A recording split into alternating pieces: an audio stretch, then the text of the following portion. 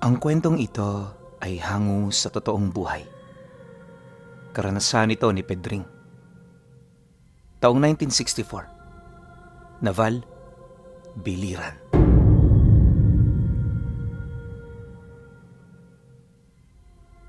Mula pagkabata, malawak na ang kaalaman ni Pedring pagdating sa mga nilalang na hindi nakikita. Hindi man nagtanga ng lihim na karunungan, alam niya kung paano respetuhin at kontrahin ang mga ito. Dahil sa talamak ang mga aswang sa kanilang lugar, hindi siya basta-bastang nagtitiwala. Araw-araw alam niyang nagbabago ang mga taong nasa paligid nila, kaya kung sino lang ang lumapit at pumansin, ito lang din ang kanyang kinikilala. Marami na siyang nasaksihang iba't ibang tao sa bayan. Mga dayo na may masamang hininga, mga taong merong kakaibang amoy, at mga individual na may mga nakausling pangil sa hanay ng mga ngipin nila. Sa lahat ng yon, ang ikatlo ang kinakatakutan niya. Ayon sa mga usap-usapan ng mga matatanda, ang mga ganoong uri ng tao ay ibinenta na ng tuluyan ang kanilang mga wisyo kapalit ng matinding lakas at kapangyarihan. Sila ang uri ng mga aswang na maliban sa tanga nilang mga bertud, may mga angking mutya rin sila na kinuha ang kakayahan sa mga gamit ng kanan. Kung ang gabunan ang pinakamalakas sa bawat lahi, sila naman ang mga nasa itaas nito. Hindi salinlahi o pagpapasa ang pag-angki ng ganoong abilidad dahil makukuha mo lamang yon kapag isa ka ng bantog sa larangan na iyong tinatahak. Halimbawa, isa kang mangkukulam na nagnanais ng paghihigante. Para makamit mo ang ganoong antas, magpapatuloy ka sa pag-aaral hanggang sa maabot mo ang kinakailangang antas upang makamit ang ikalawang pag-unlad. Malabo para sa mga antingero ang proseso ng pagkamit ng ganoong estado, pero may haka-haka sila ukol sa bilang ng mga taong kinakailangang ialay ng mga nilalang para lamang maibenta ang kanilang mga kaluluwa kapalit ng kapangyarihan. Naniniwala rin ang mga ito sa kanilang isla nag-ugat ang mga nilalang. Marami kasi sa kanilang mga barangan at may alam sa kulam, kaya hindi na yun nakapagtataka. Bago pa man din sumapit ang ikalawang digmaan, halos hindi na matuldukan ng mga sigalot at patayan sa magkabilang panig. Ni minsan hindi nagkaroon ng katahimikan sa kanilang lugar para sa mga taong may alam sa lihim na karunungan. Ang ganoong sitwasyon ang mas lalong nagbigay ng hangarin para sa mga ordinaryong tao na magkaroon ng mutya at mapagtibay ang kanilang mga lakas sa pamamagitan ng panata. Ang bukod tanging hindi sumunod sa ganoong yapak ay ang pamilya nila Pedring. Mas pinili nilang pagtuunan ng buhay negosyo kaysa sa mga kaguluhang hindi nalalaos sa lugar nila. Ngunit, lingid sa kaalaman ng mga tao roon, di hamak na may mas alam ang lolo niya ukol sa mga nilalang na kinakaharap nila. Anya, bata pa lamang siya, nakitaan na niya ng mga kakaibang bagay ang matanda. Bagaman wala itong kahit na ano sa katawan, tutol siya sa paniniwalang ordinaryo ito. Alam niya kasi sa kabila ng kapangyarihan ng kanyang lolo abo, marami itong lihim na itinatago. At hindi nga siya nagkamali. Sa kakatanong ni Pedring sa lolo niya, hindi naglaon. Nalaman niyang kabilang pala ito sa mga nilalang na kinakatakutan nila. Pero ayon kay Lolo Abo, matagal niya na yung kinalimutan. Siya lang din ang pinagsabihan ito ukol sa sikreto dahil ramdam nitong mapagkakatiwalaan siyang tao. Sa salaysay sa kanya ng matanda, noong kabataan nito, isa itong mapusok na barangan. 2 taon matapos niyang malaman ang lihim na karunungan, umangat ng umangat ang kanyang kapangyarihan sa tulong ng mga naiwang libreta ng tatay niya. Tandang-tanda pa noon ni Lolo Abo, kapag pumapanhik siya ng bayan, lahat ng mga nakikita niyang hindi niya gusto, pinapatay niya. Kapag may sumasagot din sa kanyang hindi niya nagustuhan, kinabukasan nun, makikita na lamang ito ng pamilya na nilalangaw na. At nga pala, iba ang barangan sa mambabarang. Baka kasi isipin ninyo, parehas lang sila. Magkalayo ang dalawang yan, at di hamak na mas makapangyarihan ang barangan sa mambabarang. Kung ang mga tipikal na mangbabarang ay gumagamit ng mga insekto kagaya ng barang, alupihan, uod at mga langaw, ang mga barangan naman ay nakatuon lamang sa mga uod.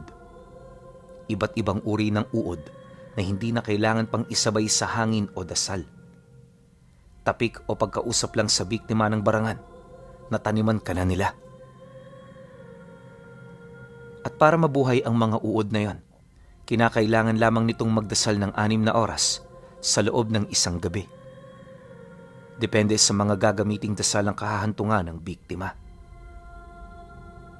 Kapag masyado itong malakas, hindi ka na aabutan ng sikat ng araw. Kapag gusto ka naman itong pahirapan, maaaring umabot ka ng 1 buwan. Ang pinakamahaba nun, 6 na buwan. At yung 6 na buwan na yan, katakatakot na kalbaryo ang sasapitin mo. Araw-araw, ipagdarasal mo na sana'y patayin ka na lang ng may mga galit sa'yo. Wala ring paraan para ikaw mismo magwakas sa buhay mo. Bukod sa kontrolado nila ang iyong sistema, kaya rin nilang manipulahin ang utak mo kung sakali mang magdesisyon ang iyong mga kapamilya na wakasan na ang iyong paghihirap. Tandaan ninyo, awa ang pinakamakapangyarihang depensa ng tao. At ang awang yan ang siyang pangunahing sandata ng mga barangan. Dahil sa kanilang abilidad, malabo silang mapahirapan o madakip ng mga albularyo. Maliban na lang kung isang babaylan o dibino ang tumulong sa inyo. Hindi rin sila basta-bastang matatalo sa espiritual o kahit pisikal na kumbate dahil sa mga karga nila. At ang pangunahing karga ng mga barangan ay ang mutsyang tinatawag nilang Ognus. Hindi ko na ilalarawan kung ano ang itsura nito. Sapat na sigurong pangalan para naman magkaroon kayo ng ideya ukol dito. Basta tandaan nyo, ang mga barangan ay nagmula sa iisang tribo. Magkakabuklod man dahil sa paglipas ng mahabang panahon, meron silang iisang gamit na hindi maaaring mawala sa kanilang lahi. Dahil sa mga sikreto na nabanggit ni Lolo Abo, dito nagkaroon ng ideya si Pedring. Sa tinagal-tagal ng kanilang pag-uusap, nalaman niya ang mga ginawa nito para makatungtong sa ganoong estado. Yun nga lang, nang manawa na si Lolo Abo sa kakapatay ng tao at nakita rin niyang may magandang buhay na ang kanyang anak, naisip niyang magbago. Mula noon, nawala na lamang siya sa larangan na parang bula. Marami sa mga kauri niya ang hinangad na mahanap siya, ngunit hindi yun nagtagumpay. Lahat ng bakas na pwedeng gamitin sa pagtunton, tuluyan niyang tinalikuran. Sa paglipas ng mga taon, naging masaya ang kanyang buhay. Nasaksihan din niya ang paglaki ni Pedring at sa loob ng ilang taong pag-aalaga, nakumpirma ng matanda na siya nga ang itim na tupa sa kanilang pamilya. Ibig sabihin, may posibilidad siya na sumunod sa yapak ng lolo niya. Ang paniniwalang yon ni Lolo Abo ang nag-udyok dito para unti-unti siyang mulatin sa natatagong lihim ng mundo. Hindi sa nais ng matanda na maging barangan din siya. Bagkus ang nais nito, lumaking isang mabuting tao na may mabuting hangarin para sa lahat. Dagdag pa ni Pedring na, sa taong ito, nasa kulang-kulang 1.5 dekada na siyang nag-aaral sa ilalim ng pamamahala ng kanyang lolo. Hindi na niya ninais pang magkaroon ng karga, lalo pat madali itong mapapansin ng mga antingero sa lugar nila. Ang tanging naging baon lang noon ni Pedring ay ang karunungan na naman niya sa lolo niya. Subalit, malalim man ang karunungang tangan, aminado siyang wala pa siyang kahit na anong karanasan. Dahil dito, nang mapagtanto ng matanda na handa na siya, nagdesisyon na yung bigyan siya ng pahintulot para gawin ang nais niya kung sakali mang mapasok siya sa isang gulo na hindi niya alamang daan papalabas. Tandaan mo, Apo, hindi kami tinatabla ng mga armas na gawa sa bakal at tanso. Ang tanging makakapas lang sa amin ay ito. Pagkalahad naman ito ni Lolo Abo, doon niya nakita ang isang punyal na gawa sa purong kahoy. Sa hawakan nito, may benda lang itong berdeng tela, pero kung titingnan, masasabi mong wala talaga itong taling. Ayon kay Lolo Abo, gawa sa kahoy ng nara ang punyal. Sa loob nito, may mga palaman yung dasal. Ang mga dasal, hindi nakatuon para magwasak ng kabal, bagkus ay para ito sa sabulag ng gamit. Kahit kasi tipak ng nara na bagong kuha ang ipamalo mo sa mga ito, masusugatan nyo ng walang kahirap-hirap. Dahil sa mga sinabi ng lolo niya, hindi siya pumapayag na maiwan ang punyal kapag pumupunta siya ng baryo para magtrabaho. Araw-araw dala niya ito, na siya namang nagiging katatawanan para sa kanyang mga katrabaho. Ngunit sa kabila nun, hindi niya ito pinagtutuunan ng pansin. Alam ni Pedring na ang mga mangmang ay malimit tumawa sa mga bagay na wala silang ideya. 2 buwan bago sumapit ang Nobyembre, naimbitahan sila ng kaibigan ng kanyang ama para gumapas sa lupang pagmamay-ari ng pamilya nito. Siyempre, dahil sa alam nilang malaking biyaya yun sa kanila, hindi nila ito tinanggihan. Ora mismo lumiban sila sa kanilang trabaho para lamang mapaunlakan ito. Pagdating nila sa malawak na palayan, dito tumambad sa kanila ang napakaraming mga manggagawang naghihintay.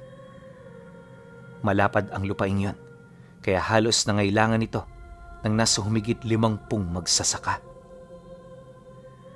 Dahil sa kanilang mga nadatnan, hindi naman nila maiwasang magalak sa mga bagay na kanilang nasilayan.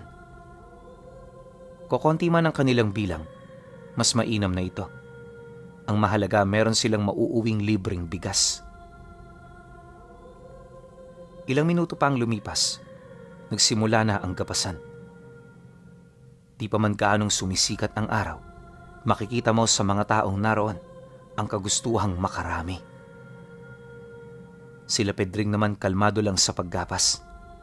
Hindi kasi sila maaaring maging abala sa mga ginagawa nila, lalo pat nasa dulong parte sila ng palayan. Sa mga panahong kasing ito, kailangan mo talagang maging handa upang hindi ka masorpresa sa mga mangyayari. Ayon pa kay Pedring na, habang gumagapas sila noon, pansin niya ang nakasukbit na talibong sa bewang ng tatay niya. Bagaman nakapagtataka, hindi niya ito gaanong pinagtuunan ng pansin. Kinahapunan, bago magtapos ang gapasan, meron silang napansing pamilya na panayang ginagawang pagmamasid sa kanila. Nang masipat yun ng lolo niya, pasimple naman yung lumapit habang ibinubulong ang mga napansin nito sa mga taong yon. Apo, sabihan mo ang tatay mo na umalis na tayo rito. Papasapit na ang dapit hapon at hindi magiging maganda para sa atin ang mga mangyayari mamaya. Bawat gapasan, merong nagaganap na iba't ibang uri ng pag-aani. Dahil sa sinabi nito, wala namang naramdamang kakaibang kaba si Pedring. Walang sabi-sabi. Agad naman siyang lumapit sa kanyang ama para abisuhan yung itigil na ang kanilang mga ginagawa. Ang kaso lang, nagpumilit itong tapusin ang kahon ng palay na nakalahati na nila dahil sayang umano ang kikitain nila roon. Dagdag pa ng kanyang ama, kalahating oras na lamang ang bubunuin nila, kaya mas mainam na tapusin na nila ito. Nang marinig naman yun ni Pedring, pilit naman siya roong nakipagtalo hanggang sa magalit na ito sa kanya. Sa puntong yon, ramdam na niya ang pagtitimpi ng tatay niya, kaya sa halip na ipagpumilit ang kanyang nais, wala na siyang nagawa kundi bumalik sa kinaroroonan ng kanyang lolo Abo. Pagyakap naman ng kadiliman sa buong palayan, nasipat nila ang iilang mga magsasaka na mayroong nagliliwanag na mga mata. Maladugo ang kulay ng mga ito at habang nakatingin sa kanila hindi nito maiwasang umangil. Isang senyales na naghihintay na lamang ito ng kanilang susunod na hakbang bago ito umatake. Nang mapagtanto naman yon ng lolo niya, maigi naman nilang pinagmasdan ang buong paligid. Sa kanilang mga nakita, bilang na lamang ang pamilya ng mga magsasaka na naroroon. Nakapagtatakang hindi rin napapansin ng mga ito ang dami ng mga aswang na sa kanila'y nakatitig. Dahil dito, wala na nga silang naisip na paraan para matakasan ang ganoong sitwasyon. Apo, alam mo na ang gagawin mo sa mga oras na ito. Tulungan mo ako para mailigtas natin sila. Nang marinig naman ni Pedring ang sinabi ni Lolo Abo, pasimple naman niyang hinugot ang punyal na gawa sa kahoy ng Nara. Pagkahawak naman niya rito, napansin niyang sa kanya na nakatuon ang atensyon ng mga aswang na nasa malapit. Maya-maya pa, nangyari na nga ang inaasahan nila. Pagatungal naman ng mga ito, bigla naman yung gumapang sa putikan habang mabilis na nagpapalit anyo. Pagsilay naman dito ng tatay niya, sa sobrang kaba nito, naiwan ito ang panggapas para puntahan ang kanyang mag-iina. Tama naman ang desisyon ng ama niyang yon. Dahil kung nataong nahuli lang yon ng ilang segundo, paniguradong nakaladkad na ito ng aswang papalayo. Para naman maprotektahan ang kanyang mga kapatid at ina, inutusan siya ni Lolo Abo na bantayan ang mga ito. Dagdag pa nito na, kinakailangan din niyang lumayo sa pwesto nito upang hindi siya maabot ng mga usal na papakawalan nito sa hangin. Pagkarinig naman ni Pedring sa sinabi ng kanyang lolo, nagmamadali naman siyang tumungo sa ibabaw ng kahon ng palay.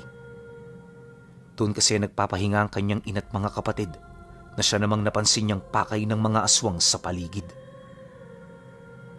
Pag-ahon niya, nakita niya ang paghiwa ng lolo niya sa palad nito.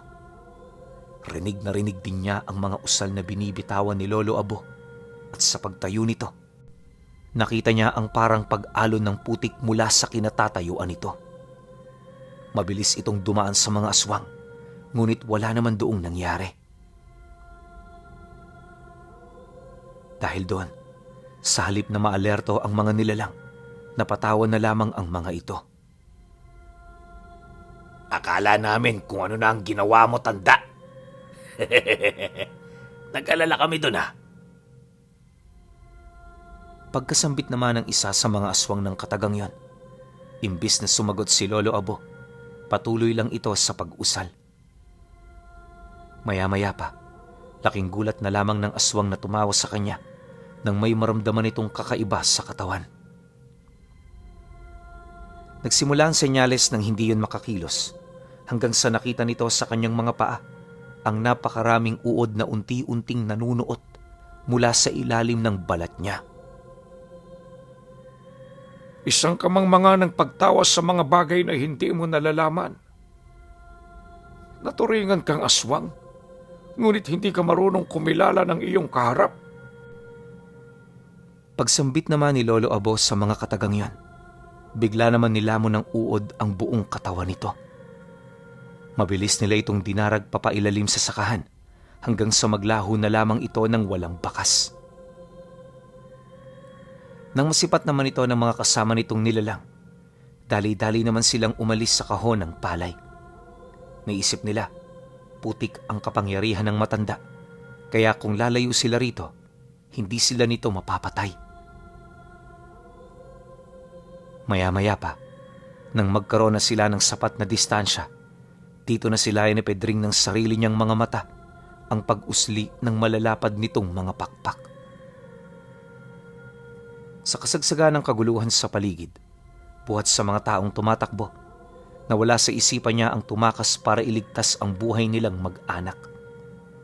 Sa mga sandaling yon, parang mas mahalaga pa kay Pedring ang masaksihan ng mga pangyayari kaysa lumayo roon. Kalaunan, Nang makalipad na ang nasa 7 aswang, mabilis naman itong tinahak ang kalangitan. Sa isang iglap, nakita nila kung papaano yun bumulusok ng napakabilis. Kung siya nababahala na sa kanilang sitwasyon, ang lolo naman niya, bakas sa mukha ang pagkagalak na parabang naranasan itong muli ang buhay na minsang ipinagkait ng kanyang sariling desisyon. Pagsilay naman itong papalapit na ang grupo ng mga aswang, bigla nitong idinikit ang magkabilaan nitong palad habang nag-uusal ng taimtim. Hindi naririnig ni Pedring ang mga bulong ng lolo niya at may hula na siya ukol sa kung ano ang gagawin nito. Makalipas pa ang ilang segundo, bigla nitong idinikit ang magkabilaan niyang palad at mula sa kawalan, lumabas sa gilid ng mga nilalang ang 2 dambuhalang uod na may mga pangil. Nagmula ito sa lagusang bigla na lamang lumitaw, dahilan para hindi ito mapansin ng mga kalaban nila. Pagsakmal ng tinawag nitong nilalang sa 7 aswang, mabilis itong bumalik sa lagusan kung saan sila nagmula. Pagkatapos ng mga pangyayari, tumahimik ang buong paligid. Tumalikod na rin dito si Lolo Abo para matingnan ang kanilang kalagayan. Sa paglapit naman ito sa kanila, napabuntong hininga lang naman ito, animoy hindi man lang nakakaramdam ng takot sa mga nangyari.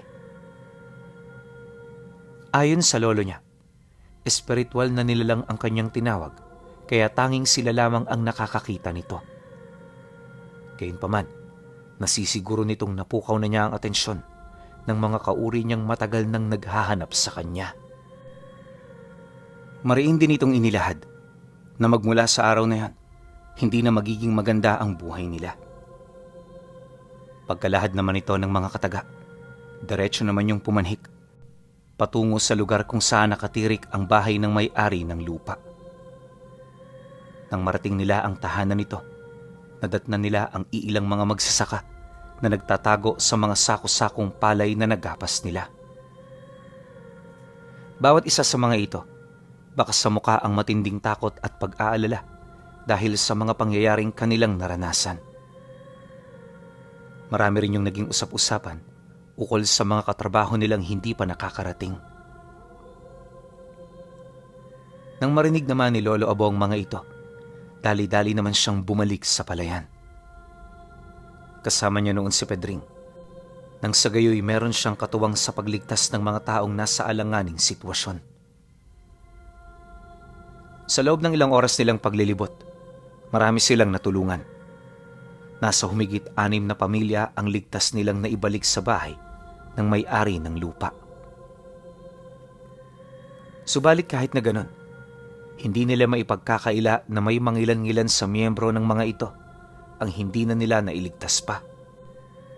Sa halip din na magpasalamat ang mga tao, marami pa itong nasabi na hindi nila nagustuhan. Dahil sa ganoong pangyayari, sinikap muna nilang mapalayas ang mga aswang bago ito kumprontahin. Pagpatak naman ng 7:00, nakabalik na sila sa kinaroroonan ng mga nakaligtas. Sa bukana pa lang ng bahay, marami na itong sinasabi sa kanila.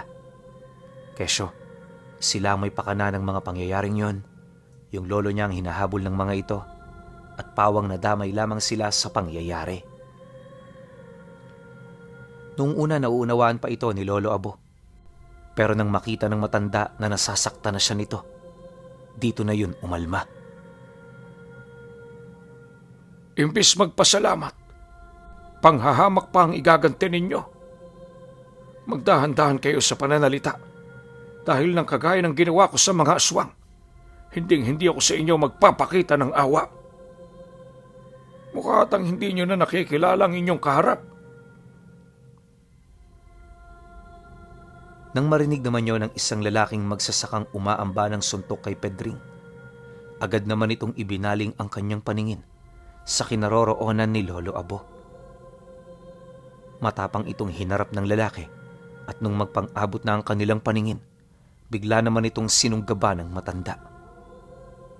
Dahil dito, nagpang-abot silang dalawa hanggang sa napilitan na si Lolo Abo na sumpain ng taong yun.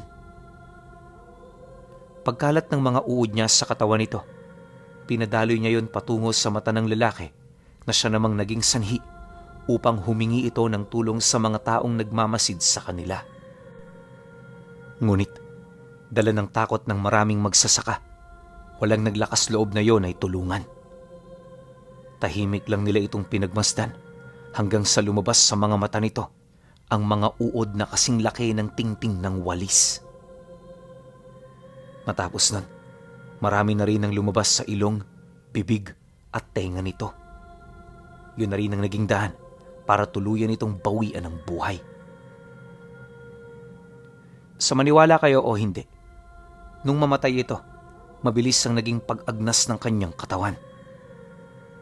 Hindi ito tinantana ng mga uod hanggat hindi nila nababawasan ng malaking parte ang katawan ng kanilang biktima. Nang mabusog na ang alaga niya, nagkumpulan ito sa isang lugar hanggang sa makabuo ito ng malaking uod. Dali-dali naman yung kinuha ng matanda na para bang walang nangyari. Kalaunan, nang medyo bumaba na ang tensyon, binasag naman ng may-ari ng sakahan ng katahimikan. Pagdating nito, agad nitong ipinamahagi ang bawat parte ng magsasakang nagpagal. Ito na rin mismo ang nag-abiso sa kanila na huwag nang magpalalim pa ng gabi sa labas ng bahay nila. Bagaman na itaboy ang mga aswang, hindi malabong bumalik ito dahil sa amoy ng dugo ng mga sugatan. Nang marinig naman nila Pedring ang sinabi ng may-ari ng lupa, nagmamadali naman silang bumalik sa kanilang pamamahay. Kinabukasan, di pa man sumasapit ang 6:00, kalat na sa kanilang lugar ang tungkol sa ginawa ni Lolo Abo. Marami na rin ang mga agam-agam na umiikot-ukol dito. Ayon sa iilan, isang demonyo si Lolo Abo, habang ang iba naman nagsasabing hindi naman yun gagawin ng matanda kung hindi nangahas ang taong pinatay nito. Kahit alam nilang may mga tao pa rin sa baryong sumusuporta sa kanila, nagdesisyon silang umiwas na muna. Hanggat maaari, wala silang taong pinaunlakan na makausap para naman mas maging madali ang paglamig ng tensyon. Kaso lang, dahil sa galit ng mga kamag-anak, may napansin silang individual na pawang nagmamasid sa kanila mula sa malayo. Una itong nakita ni Lolo Abo, kaya agad naman itong ibinahagi sa kanila ng matanda para naman kahit papaano alam nila ang mangyayari. Dahil sa ganoong sitwasyon, naging maingat sila sa kanilang mga ginagawa. Ayon sa kanyang ama, mas nakakatakot kalaban ng tao dahil anumang oras kaya nitong sumalakay. Nabanggit din ito na may kadugong mamamatay tao ang biktima ng ama niya, kaya hindi malabong gantihan sila ng mga ito. Ika nga ng marami, kung ano ang kinuha mo, ganun din dapat ang kapalit. Duman pa ang mga araw, maliban sa mga kalalakihang nagmamasid, may napansin siyang kakaiba sa lolo niya. Kada 3:00 ng hapon, meron itong kinakausap sa matandang puno ng makopa. Nasa likod lang yun ng bahay nila. Dahil dito matyaga siyang naghintay ng pagkakataon para yon ay makausap. Isang umaga, habang nagkakape silang mag-anak, dumating ang lolo niya.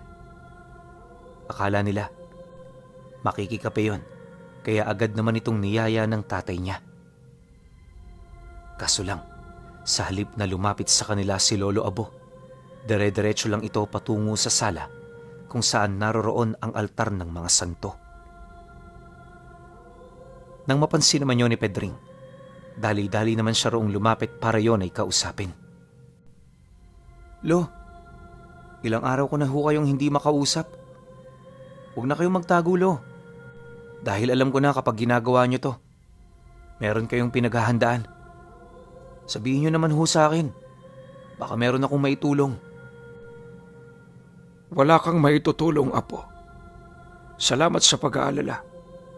Ngayon kung gusto mong makita ang aking gagawin, pwede ka namang sumunod at tumingin. Ipapakita ko sa iyo kung gaano kahina yung mga taong tinitiktikan ako. Sumusobra na sila. Hindi ko na nagugustuhan ang mga ikinikilos nila.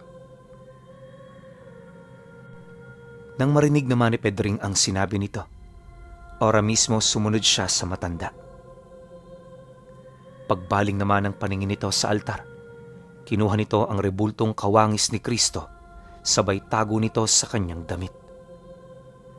Dali-dali itong dinala ni Lolo Abo sa kanyang kubo at pagpasok nila roon, binasag nito ang ulo ng rebultong yun. May kung anong dinakot si Lolo Abo sa loob at pag-angat ng kamay nito, tumambad sa kanya ang isang itim na krus na walang kadise-disenyo. Ayon sa matanda, yon ang isa sa mga karga niya na matagal na niyang itinago. Wala itong mapangwasak na kakayahan dahil ang tanging gawain ng krus na yon, alisan ng pananampalataya ang isang antingero.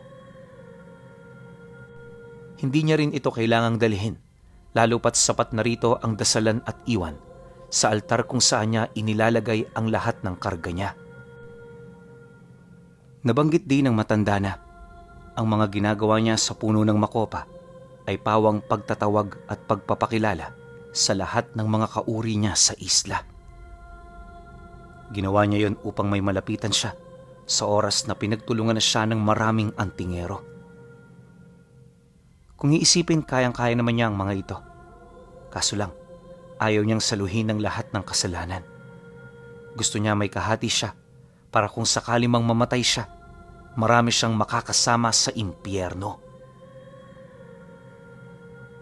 Palagi mong tatandaan na po, mas masarap maghirap kapag kasama mo ang mga kaibigan mo.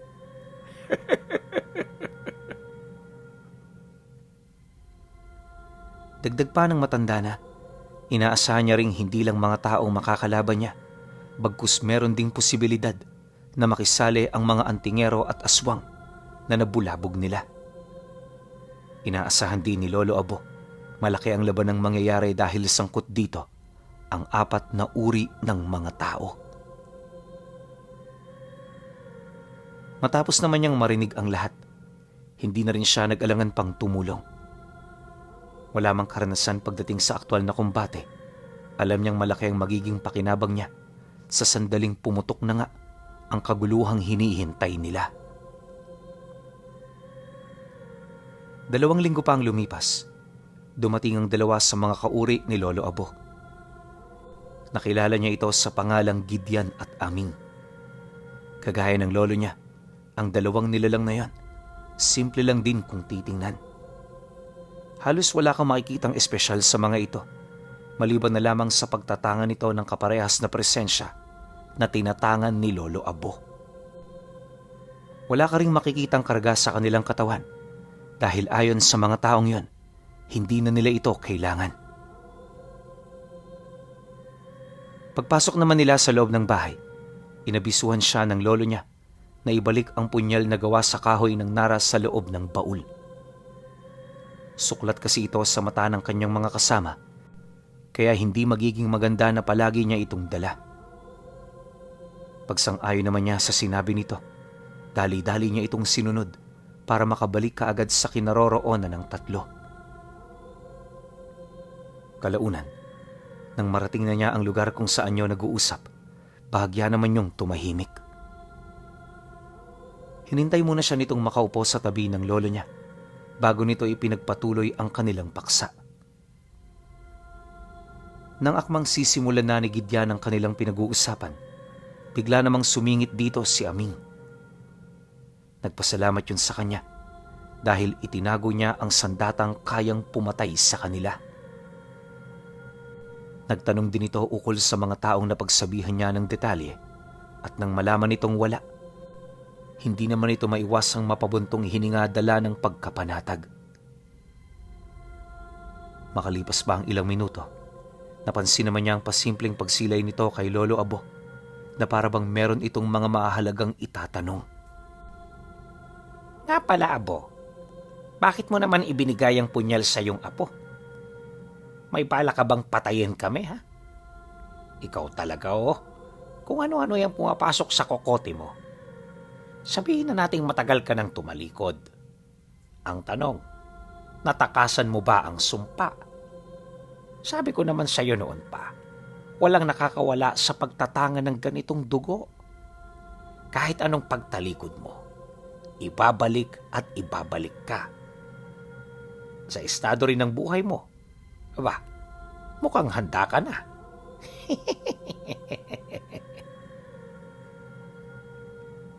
Pasensya ka na. Akala ko kasi kayo ang makakalaban ng apo ko. Mas mainam na yung marami siyang alam, hindi ba?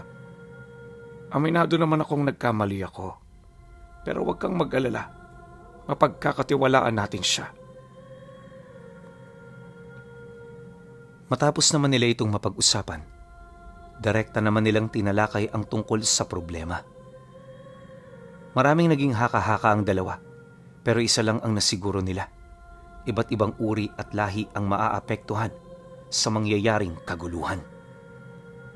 Dagdag pa ni Aming na sa kanilang paglalakbay patungo sa Naval, nakasabay nila ang iilang grupo ng mga antingero na maaaring binayaran ng taong kanilang naagrabyado. Bagaman ilan lamang sa mga ito nagtatanga ng malakas na mutya, hindi pa rin sila gaanong nagpakakampante. Ayon kay Aming, kapag ipinagsawalang bahala lang nila ang mga bantang yon, maaaring sila ang mapahamak. Malakas sila sa lahat ng estado pero nababahala sila na baka may nakaalam ukol sa kanilang mga kahinaan. Dagdag pa nito na, maliban din sa mga antingero, meron din silang napansing grupo ng mga aswang na binubuo ng iba't ibang uri. May mga kasama rin itong gabunan, kaya alam nilang hindi ito basta-bastang aatras sa laban. Nang marinig naman ito ni Lolo Abo, halos hindi niya sukat akalain na maimpluwensyang tao pala ang napaslang niya. Subalit sa kabila ng mga banta, nangyari na ang dapat mangyari. Sa halip na mag-alala, mas mainam na mag-isip na lamang sila ng paraan kung paano ito makukontra.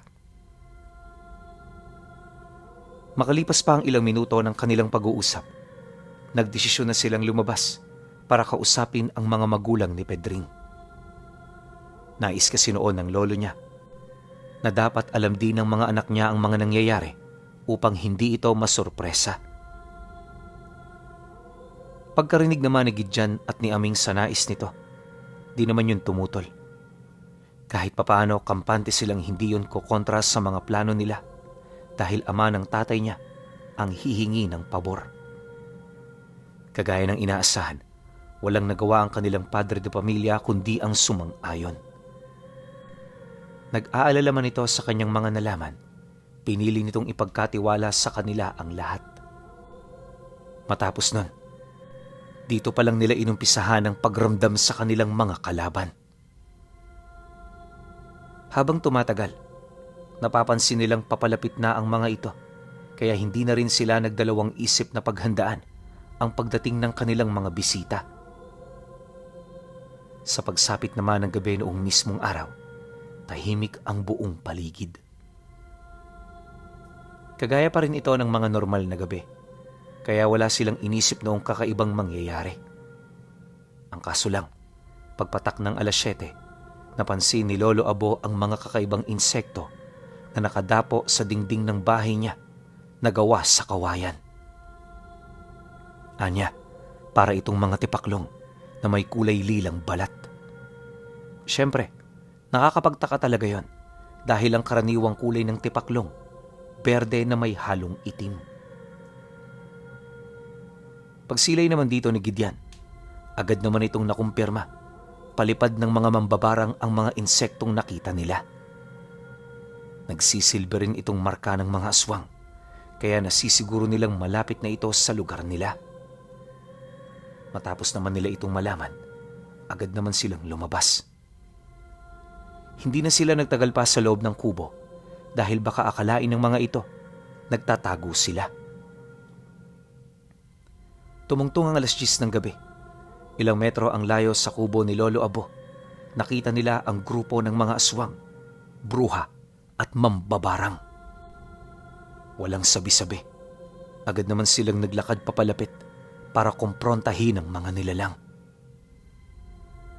Maya-maya pa, nang ilang metro na lamang ang distansya nito sa hanay nila, dito na sila tumigil para bigyan ito ng panahon upang mailahad ang kanilang pakay. Halos ilang minuto rin nilang hinintay na magsalita ang mga nilalang, pero wala itong nabanggit kahit isang kataga. Ang ginawa ng mga ito, pagmasdan sila ng maigi na para bang pinag-aaralan ang bawat abilidad na kaya nilang gawin. Hindi naman ito gaanong pinansin nila Lolo Abo, gawa ng alam nila wala itong kakayahang maunawaan ang mga tanga nila. Kalaunan, nang hindi na rin niya maatim ang kanyang mga nakikita, dahan-dahan naman siyang naglakad papalapit para kausapin ito ng seryoso. Hindi man lang ba kayo natatakot sa pasyanyong ito? Sorry, pumiyok. Alam niyo naman siguro kung ano kami, hindi ba? Isang malaking kasalanan ng kapangasan ng inyong angkan.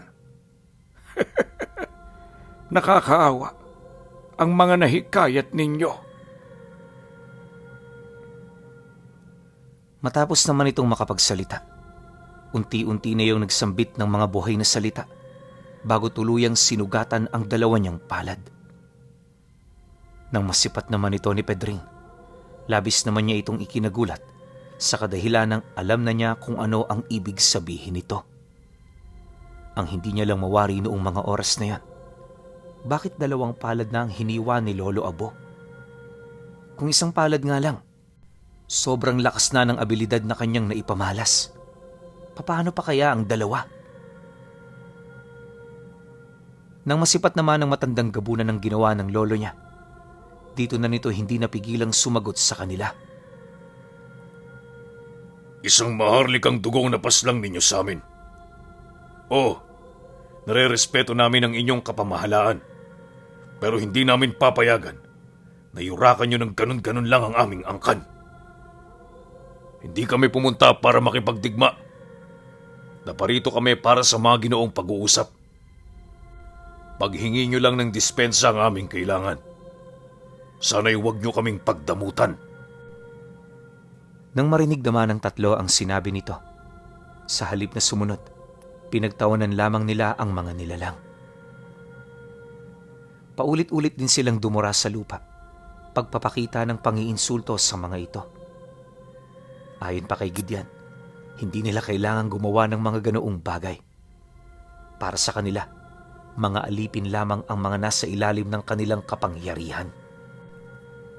Hindi mahalaga kung maharlika ang dugo nito dahil pare-parehas lang yon sa kanilang paningin. Mariin din itong inilahad. Mas mainam na makipaglaban na lamang sila kung gusto talaga nilang ipilit ang kanilang mga nais. Matapos naman itong makapagwika, dali-dali itong naghubad ng damit, sabay hiwa ng kanyang dibdib. Ayon kay Pedring, hindi biro ang sugat na ginawa noon ni Gideon dahil kitang-kita niya na halos mga lahati na ito sa talim ng punyal na ginamit niya. Yung punyal na yon, nasa 3 dangkalang haba. Isipin niyo na lang kung gaano ito katalim. Pagkatapos naman itong gawin ni Gideon, nagsambit din ito ng mga buhay na salita hanggang sa may tumubong mga ugat sa kanyang talampakan. Mabilis siyang kumalat sa buong paligid, kaya imbis na ilaga nito ng mga aswang, pinili niyang yon ay kaharapin. Akala kasi nila iisang abilidad lang ang kayang gawin ng tatlo, pero doon sila nagkamali, sapagkat ang mga ugat na ikinalat ni Gideon may kakayahang kontrolin ng anumang bagay na paglalapatan nito. Matapos naman niyang maikalat sa buong lugar ang mga ugat, sa kumpas ng kanyang kamay, nagkaroon ng uka sa mismong kinatatayuan ng matanda. Mabilis sila nitong nilaman at paglagpak nila sa ilalim, agad itong sumarado. Lahat ng lupang naipon sa itaas, tumabon sa kanilang lahat. Sa sobrang lalim din ito, hindi posible ang makatakas pa roon ng buhay. Dahil sa ginawang yon ni Gideon, agad namang nabulabog ang mga nilalang. Yung mga mambabarang halos hindi na alam kung saan sila tatakbo. Ang mga bruha naman, pilit na sumunod sa mga mandirigmang aswang para panatilihin ang lakas ng mga ito. Makalipas pa ang ilang minuto, nang medyo malayo na sa kanilang mga aswang, napahinga na lamang ng malalim itong si Gidyan habang pinapagaling ang kanyang sugat gamit ang isang langis na nakalagay sa lumang bote. Sa pagkawala naman ng sugat niya, agad naman yung tumingin kay Lolo Abo, indikasyon na ipinapaubaya na nito sa kanya ang lahat. Nang maunawaan naman ng matanda ang senyas, dito na ito pasunod-sunod na nag-usal. Maya-maya pa, sa hindi inaasahang pangyayari, umula ng napakaraming uod sa paligid. Lahat ng nilalang na lumilipad o nagtatago man sa mga puno, tinamaan ng mga ito. Isang uod lang, sapat na para mabigay ng hindi kapanipaniwalang sakit. Sa loob lang din ng ilang segundo, napilitan yung lumabas sa kanilang mga kinaroroonan habang walang patid na sumisigaw. Pag-apak naman ng mga ito sa lugar kung saan maraming gumagapang na uod, agad sila nitong kinain ng buhay. Nanood yun sa kanilang mga kalamnan at sa loob lamang ng maikling panahon, tuluyan sila nitong napatay. Ilang minuto pa lang na binawian ng buhay ang mga nilalang pero mapapansin mo na parang ilang taon na itong patay. Matapos ang mga pangyayaring yon, tumahimik ang buong paligid. Unti-unti na ring nawala ang mga uod hanggang sa kalaunay mga bangkay na lamang ng mga aswang ang naroon sa kanilang harapan. Sa halip di na pag-aksehan pa nila ito ng panahon para ilibing, minabuti nila itong iwan kung saan ito pumanaw.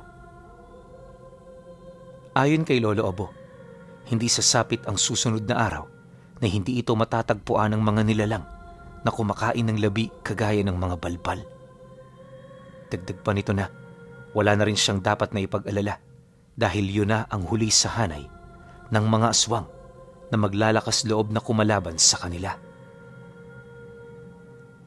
Matapos naman itong makapagsalita, agad naman silang bumalik sa kubo nito. Paghugas naman ni Lolo Abo ng langis, unti-unti na ring naghilom ang kanyang mga sugat. Maya-maya pa, tumungo na sila sa kanilang mga silid para magpahinga. Kinabukasan, gumising sila na para bang wala man lang nangyari. Tipikal na araw yun sa kanilang lahat. Animoy wala silang sigalot na kinakaharap. Pagtungtong ng 8:00, matapos nilang kumain ng umagahan, may dumating na grupo ng mga individual na naghahanap sa kanila.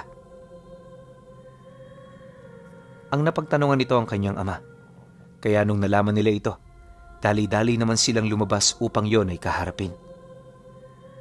Pagbukas ng pinto ni Pedring, tumambad sa kanila ang iilang mga antingero na kilala nilang naninirahan lang din sa kanilang baryo. May mga kasama yung dayo at sa estado ng kasuotan ng mga ito, parang susuong ito sa isang matinding laban. Sa unang tingin ni Lolo Abo, alam niyang mga bayarang antingero ang mga ito, kaya hindi siya nanghihinayang kung sakali mang magkaroon sila ng labanan. Sa isip-isip din niya, isa lang ang nais niya at yun ay walang iba kundi ipaglaban ang kanyang mga paniniwala. Dumaan pa ang ilang minutong pakikipagpakiramdaman sa bawat isa. Dito na nagsimulang magsalita ang isa sa mga antingerong naroon. Ayon sa mga ito, ipinadala sila ng pamilya nung magsasakang pinaslang ni Lolo Abo. Ang nais kasi nito, pasukuin sila ng mahinahon upang hindi na sila umabot sa puntong magkakasakitan.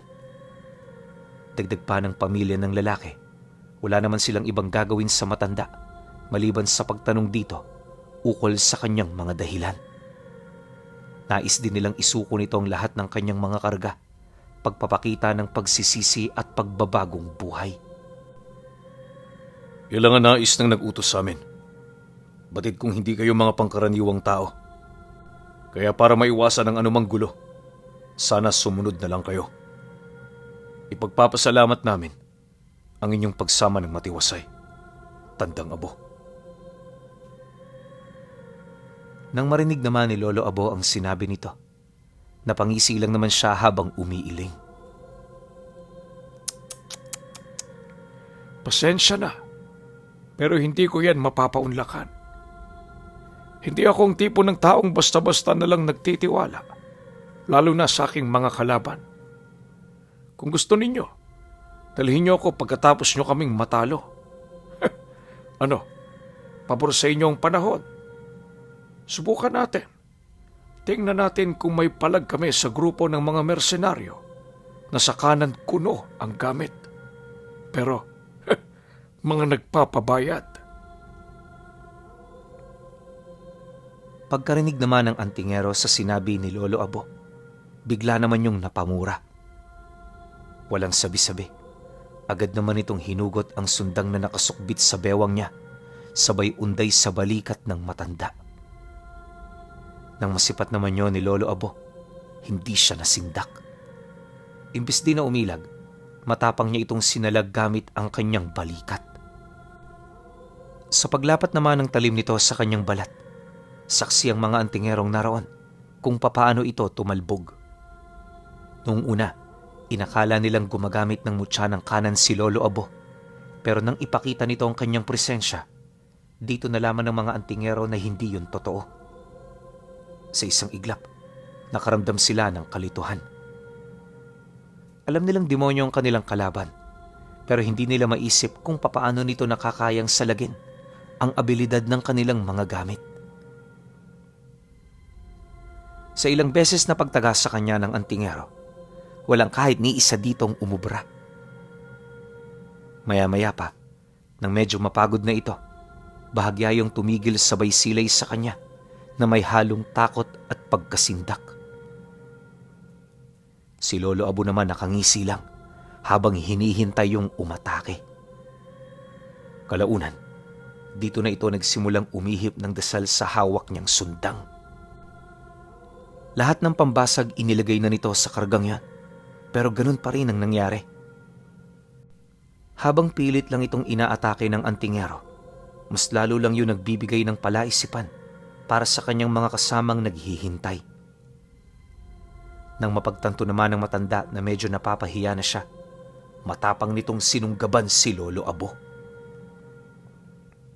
Pagbagsak naman nila sa lupa, agad naman silang nagpang-abot hanggang sa may iilan na ring nakisali. Nang mapansin naman yun nila Gidyan, dali-dali naman nila itong pinigilan. Walang habas nilang pinagsasasapak ang mga antingero gamit ang mga kamao nilang punong-puno ng dasal. Bawat tama nga nito ayon sa lolo niya, katumbas ng puwersa ng 1 toneladang bato na ibinagsak mula sa isang matarik na lugar. Ang lakas nilang yon ang naging daan para madali nilang maitaboy papalayo ang mga dayo. Matapos naman nila itong maisakatuparan, agad nilang inabisuhan ng pamilya ni Pedring, gawa ng naniniwala sila babalik yon kasama ang iba pa. Dagdag pa ni Lolo Abo, hindi papayag ang mga ito sa ganoong pagkatalo. Ngunit sa kabila ng mga banta, nanatili ang kanilang kumpiyansa na walang makakatalo sa kanila. Pagtungtong naman ng hapon, unti-unti na nilang napapansin ang mga banog na nagsisilbing tagapagmasid ng mga antingero. May mga naririnig na rin silang mga usal na kung hindi sila nagkakamali, nagmumula sa isang babaylan na matagal nang nabayaran ang serbisyo. Ang mga ganoong tao ayon kay Lolo Abo, kalimitang ginagawang balat kayo na lamang ang kanilang mga tangang aral upang makapanghuthot ng salapi sa kapwa. Dagdag pa ng matanda na, hindi yon kapatapatawad sa harap ng kanilang Panginoon, kaya meron silang otoridad na paslangin ang mga ito. Naniniwala rin siyang sa impyerno yun pupulutin, anuman ang aral at panata nitong ginawa. Pagsapit naman ng gabi, matapos nilang mailikas ang kanyang pamilya, meron silang nakitang liwanag ilang kilometro ang layo sa bahay nila. Habang papalapit ang liwanag na yon, unti-unti na nilang nararamdaman ang presensya ng mga antingero. Pagtapak naman ng mga ito sa palayan, Dito nila napansin ang dami ng bilang ng grupo. Kung titingnan, parang dehado talaga sila sa laban. Pero hindi naniwala sa ganon si Lolo Abo. Ayon sa kanya, walang katuturan ng pagkapanalo ng mga mandirigma dahil sa dami ng kanilang mga bilang. Minsan kasi kahit konti lang ang kalabang pangkat, kaya pa rin itong magwagi, lalo na kung mas malakas ang kanilang mga tangan. Ilang oras pa ang lumipas, tuluyan na nga nitong narating ang kanilang lugar. Pagtigil na pagtigil ng mga antingero sa harap ng bakuran, tinapunan nito ng mga sulo ang mismong bubong ng bahay nila Pedring. Dahil sa gawa sa anahaw ang bubong nito, mabilis itong nilamon ng apoy. Kahit isang gamit wala silang naisalba dahil pinigilan siya ng lolo niya na apulahin ng sunog o kahit lumapit sa bahay nila. Masakit man yun para sa kanya, alam niyang wala na siyang magagawa. Sa halip, para maipadaloy ang kanyang galit, nagdesisyon siyang tumulong sa tatlo. Ayon kay Pedring, hindi siya magdadalawang isip na pumatay ng tao para lamang mapagbayad ang mga ito sa kasalanang kanilang ginawa. Dagdag pa niya na, nakakasuka ang mga ganoong individual na naturingang tagapagtanggol ng mga naaapi, subalit ginagamit ang kanilang kakayahan para manira ng mga bagay na dapat nilang pinoprotektahan. Nang marinig naman ni Lolo Abo ang sinabi nito, hindi naman siya nito pinigilan sa kanyang nais. Upang masiguro ring makakamit niya ang paghihiganting hinahanap niya, nangako itong hindi gagamit ng mga abilidad nila. Dagdag pa ni Lolo Abo, haharapin nila ang grupong yon gamit lamang ang likas nilang kakayahan. Matapos naman yung marinig ni Pedring, lubos naman siyang nagpasalamat. Kalaunan, pagsugod naman ng mga antingero, buong tapang naman nila itong sinalubong. Bagaman gumagamit pa rin ng abilidad si Gidjan at Aming, hindi naman ito gaanong mapangwasak. Maliban sa paglibing sa hukay ng kanilang kalaban, sapilitan ding kinokontrol ni Aming ang wisyo ng iilan sa mga napasuko niya para gamitin itong pain sa mga kalaban nila. Maya-maya pa, nang makapaslang na si Pedring ng 4 sa mga antingero, dito na nagsimula ang totoong kasiyahan. Kasiyahan sa pamamagitan ng pagsilay sa mga antingero na nagpapatayan. Kahit anong gawin nila para mabawi ang kanilang kasama, hindi yun sapat upang mabasag ang abilidad ni Aming. Ayon sa kanya, ang mga uod niya ay direktang namamahay sa utak ng kanyang mga biktima. Yun ang nagsisilbi niyang instrumento para habang buhay na alipinin ang mga ito. Kamatayan lang din ang nag-iisang paraan para mailigtas yun sa kanyang abilidad. Dahil sa ganoong rason, walang kahit na anong usal ang tumalab sa mga ito. Hindi naglaon, napilitan na rin ng mga antingero na patayin ang kanilang mga kasama. Matinding pinsala na rin kasi ang nagagawa nito sa kanila, kaya kailangan na rin nilang iligtas ang kanilang mga sarili. Ilang minuto pa ang lumipas, brutal na pagtatagaan ng kanilang nasipat. Lahat ng naglalaban, pawang kinalimutan na ng kanilang mga karga. Habang nangyayari ang ganoong kaganapan, nananatiling hindi nagpapapigil itong si Pedring.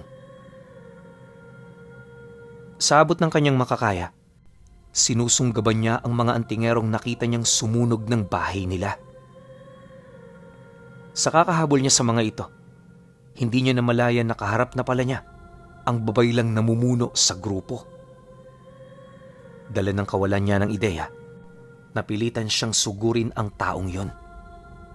Paglapit naman niya sa matanda, agad naman itong nakipagsabayan sa pamamagitan ng pagsalag ng kanyang atake. Inabot ng 10 minuto ang pagbubuno nilang dalawa hanggang sa matigal po na siya nito sa noo. Sa isang iglap, nawalan ng lakas ang katawan niya, dahilan para mapaluhod siya. Nang masipat naman ito ng babaylan, buong puwersa naman siya nitong tinaga, ngunit bago pa man lumapat ang talim ng armas nito, nagawa yung masalag ni Lolo Abo. Umatake na rin noon si Gideon sa likod nito, pero sadyang matalas ang pandama ng babaylan, kaya nagawa pa nitong makailag. Pagdistansya naman nito sa kanila, panayang pagpaikot nito ng sandata habang mariin sila nitong pinagmamasdan. Maya-maya pa, nagsimula na rin yung magsambit ng mga usal, kasabay ng paghalik nito sa suot nitong Trespico Roma. Mga susi din ng sator ang narinig na usal ni Lolo Abo, kaya hindi sila nagpakakampante sa babaylan. Alam kasi nilang hindi ito gaanong naaapektuhan ng abilidad ng krus, dahil nagagamit nito ng walang kahirap-hirap ang kanyang mga mutya at lihim na aral. Aminado rin si Lolo Abo, alam ng babaylan ang bitag na kanilang inilatag. Hindi na nakakapagtaka ang paggamit mo ng aral. Ano naman ang pagdududahan namin sa isang babaylan, hindi ba? Patunay lamang yan. Nakarapat dapat ka sa titulong hawak mo. Pero ang tanong, kaya mo kaya makipagsabayan sa isang katulad ko? Kasabay ng pag-uwika ni Lolo Abo ay ang pagsugat naman ito sa kanyang palad. Iniwasan din itong gumamit ng kahit na anong sandata upang ipakita sa babaylan ang agwat ng kanilang mga kakayahan. Nang mapagtanto naman ng katunggali ang nais mangyari ni Lolo Abo, dito na yun dahan-dahang lumapit. Noong una, nagpakiramdaman muna sila hanggang sa nasukat na nila ang kakayahan ng bawat isa. Sa isang iglap, dito na nagpakawala ng mga uod ang lolo niya, dahilan para sa lagi naman ito ng babaylan gamit ang lihim na karunungan. Wala man itong ideya sa abilidad ni Lolo Abo. Pilit nitong iniwasan ang lahat ng lugar na merong mga uod. Ganon at ganon ang ginawa nito, kaya hindi yun nahulog sa patibong ng kanyang lolo. Dahil sa pangyayari, mas lalo namang nasabik ang matanda. Para naman masukat ang kakayahan ng babaylan, pumayag siyang makipaglaban dito ng malapitan. Maya-maya pa, nang magkaroon na siya ng pagkakataon, hinagisan niya ito ng kanyang alaga na siya namang tumama sa kaliwang braso nito. Mabilis na nanuot ang uod sa kalamnan, pero bago pa man ito kumalat at makapagparami, hindi na nagdalawang isip ang matanda na putuli ng kanyang kamay. Pagkalas naman ng braso nito, bahagya naman doong umatras si Lolo Abo ng nakangisi. Ano nito? Mahusay ang ginawa ng matanda. Hanga siya sa katapangan nito, kaya kinikilala niya yon bilang isa sa mga individual na nagbigay sa kanya ng interesanteng laban. Mariin ding inilahad ni Tandang Abo na dahil sa pagkaputol ng kaliwang braso nito, nabawasan din ang kanyang tsansa na manalo. Dagdag pa niya na, kapag napatay na niya ito, bibigyan niya yon ng magandang libing, pagpapakita ng kanyang paggalang sa tinamasa nitong kakayahan. Nang marinig naman yon ng babaylan, agad naman itong inilahad na hindi mangyayari ang kanyang plano. Hanggat buhay siya at may lakas siyang magdasal, mananatili ang kanyang pag-asa. Dagdag pa nito na, kalimitan sa mga nagsasabing sila ang magwawagi, ang siya talagang tunay na natatalo sa laban. Matapos naman itong mailahad ng babaylan, nagdulot naman ito sa kanya ng galit. Dahil sa kanyang panggigigil at kagustuhang tapusin na ang pagtotoos nila.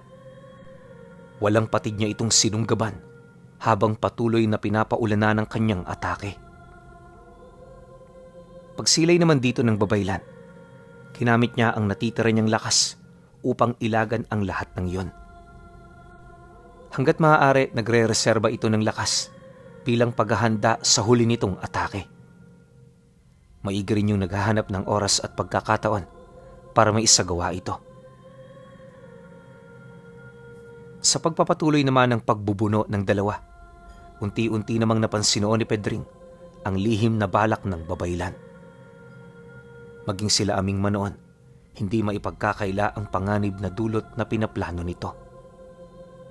Dahil sa ganoong banta, dali-dali naman silang tumungo sa unahang bahagi ng babaylan para pigilan ito kung sakali man.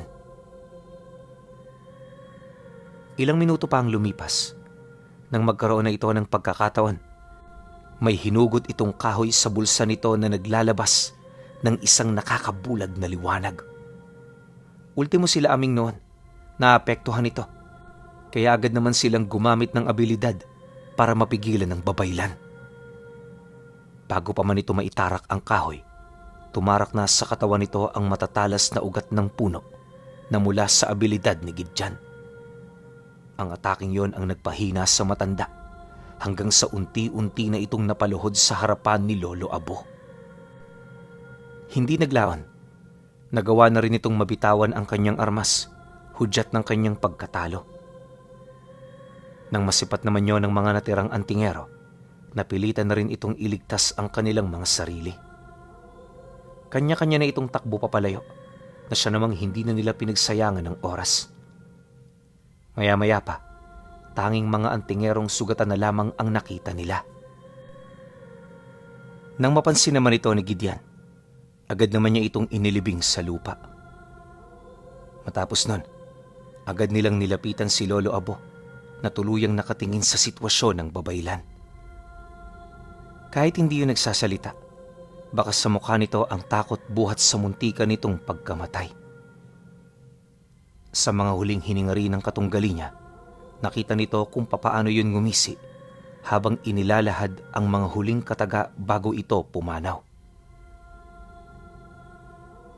Sabi ko sa'yo, mananalo ka dala ang pagsisisi.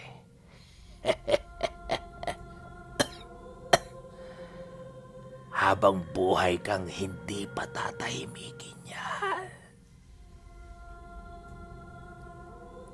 Nang marinig naman ni Lolo Abo ang sinabi ng matanda, buong puwersa naman niya itong tinadyakan, sabay talikod dito.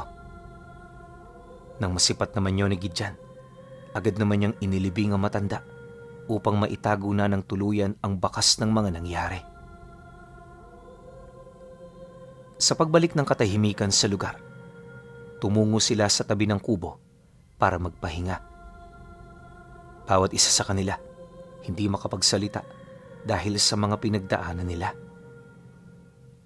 Kahit sanay na rin ang tatlo, aminado ang mga ito na yun na ang kauna-unahang pagkakataon na nakaharap sila ng ganoong karaming antingero. Dagdag pa ni Aming na kung hindi dahil sa krus ni Lolo Abo, paniguradong hindi biro ang kanilang pagdadaanan para manalo. Lumipas ang gabi, naging maayos naman ang lahat. Naapulan na rin nila ang sunog sa bahay nila Pedring, kaya nakapagpahinga sila ng maayos. Kinaumagahan, hindi pa man pumuputok ang bukang liwayway. Dinayo sila ng hindi mabilang na mga taga-baryo. Bawat isa sa mga ito, sila ang tinuturing na salarin sa pagkawala ng mga antingero at babaylan. Makailang beses man nilang itanggi ang tungkol dito, masyadong malakas ang ebidensya laban sa kanila. Kalaunan, nang mapagtanto nilang hindi na nila matatakasan ng ganoong gulo, nagdesisyon silang lumaya sa isla ng Biliran. Hating gabi nila ginawa ang paglalayag upang walang makapansin. Nang marating naman nila ang kabilang ibayo, diretso silang tumungo sa probinsya ng kadugo ni Aming. Nanirahan sila roon ng 6 na taon bago lumipat sa Karatig Bayan. Hanggang sa pagtanda palalo ni Lolo Abo, hindi siya iniwan ng kanyang apo. Nung namatay ang matanda, nagdesisyon na si Pedring na bumuo ng sarili niyang pamilya. Matagal mang hindi nakita ang mga magulang niya, ipinagpasa Diyos na lamang niya ang kalagayan ng mga ito. Sa halip di na mag-alala, mas una niyang pinagtuunan ng pansin ang kalagayan ng sarili niyang pamilya. At tama rin kayo ng hinala, sa kanya na ipasa ang lahat ng karunungan at mga kagamitan ng lolo niya.